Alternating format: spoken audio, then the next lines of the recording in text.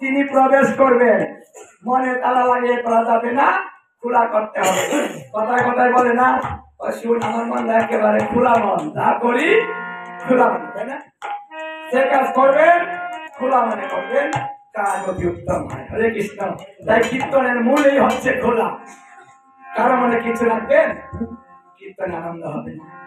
হ্যাঁ, সবাই যার যা মনে যা আছে কোনো কিছু রাখবেন নাই, যে কথা বলা যাবে না, এটাও বলবেন না। যেখান থেকে আঘাত পান মনটা এমন খোলা করবেন, এখান থেকে আঘাত পালে সেটাও যেন ভিতরে না থাকে।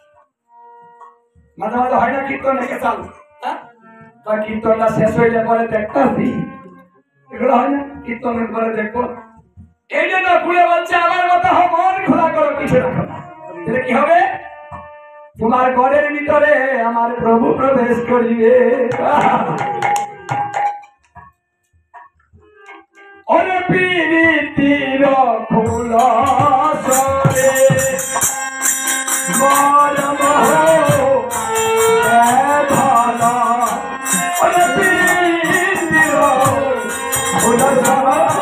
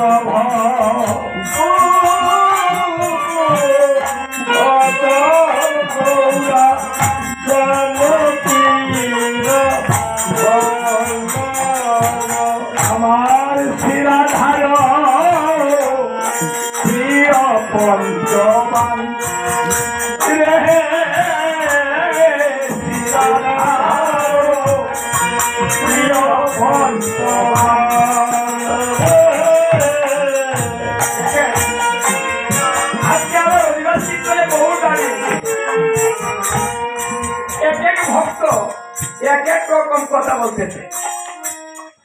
এটা ভক্তরা বলে, বলে না, কেউ বলে কীর্তন দারুণ, তাই না? কেউ বলতেছে আমার কাছে ভালো লাগে, কেউ বলতেছে দেখতেছে আলাদা দারুণ, আরেকজন আবার দুটা আর হইলো হচ্ছে ঢোকলো, তাই না? আচ্ছা, এরকম ভাবনা আছে না আমাদের মধ্যে? সবাই কি একরকম ভাবে? তাহলে গৌর হরিকে নিয়ে ভাবছে, কেউ কই পুষাইটা কত ভালো, একজন আবার পুষাই তো নিয়ম ইয়ে করতে ভালো, ভালো সবাই তো পরিণত হইছে,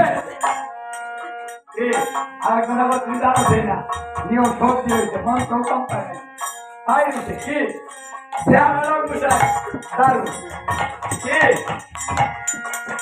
মানে একজনের কাছে ভালো লাগে। আজকে গৌর হরিকে বক্তব্য বলছে, দেখ আমার গৌর হরিকে কেমন দেখা যায় জানিস? মনে হচ্ছে জানকীর বললাম মানে রাম রাম দাঁড়িয়ে আছে আরেক ভক্ত বলছে দুটা এটা না আরেকটা আমার মনে হয় উনি নবীন